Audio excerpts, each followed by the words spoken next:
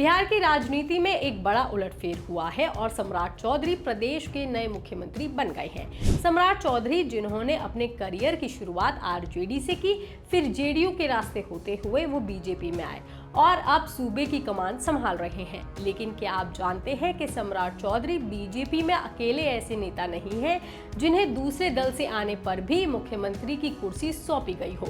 Party के लिए वो ऐसे 8वें नेता है। लेकिन वो बाकी 7 नेता कौन से हैं, किस राज्य के मुख्यमंत्री बने हैं, चलिए हम आपको बताते हैं।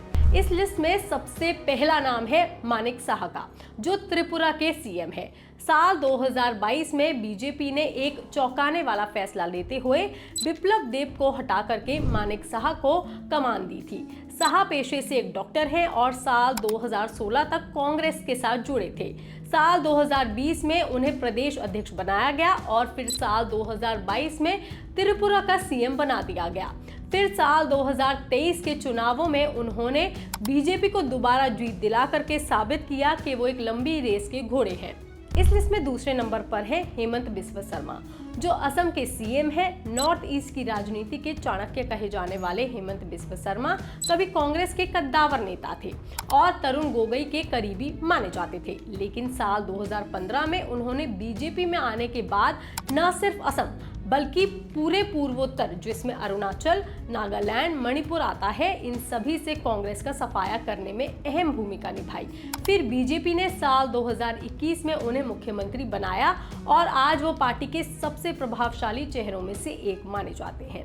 इस लिस्ट में तीसरे नंबर पर है पेमा खांडू, जो अरुणाचल प्रदेश के सीएम है। पेमा खांडू की कहानी सबसे दिलचस्प है। दरअसल साल 2016 में वो कांग्रेस से मुख्यमंत्री बने थे, लेकिन कुछ ही समय बाद उन्होंने अपनी पूरी सरकार के साथ दल बदल लिया था और वो बीजेपी में शामिल हो गए।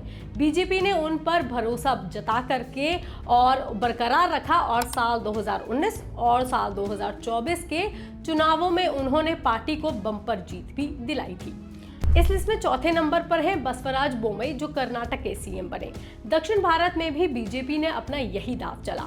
बोम्मई पहले जनता दल यूनाइटेड का हिस्सा थे, लेकिन साल 2008 में उन्होंने बीजेपी ज्वाइन कर ली थी और उनके पिता भी कर्नाटक के मुख्यमंत्री रह चुके थे और इन्हीं सब वजहों से बीजेपी ने उन पर भरोसा जताया और साल 2021 में येदियुरप्पा के बाद बसवराज बोम्मई को मुख्यमंत्री बनाया गया। इस लिस्ट में 5वें नंबर पर है एन बीरेन सिंह, जो मणिपुर के सीएम बने। मणिपुर में बीजेपी को स्थापित करने का श्रेय एन बीरेन सिंह को ही जाता है, क्योंकि साल 2017 में उन्होंने कांग्रेस छोड़ करके बीजेपी ज्वाइन की थी।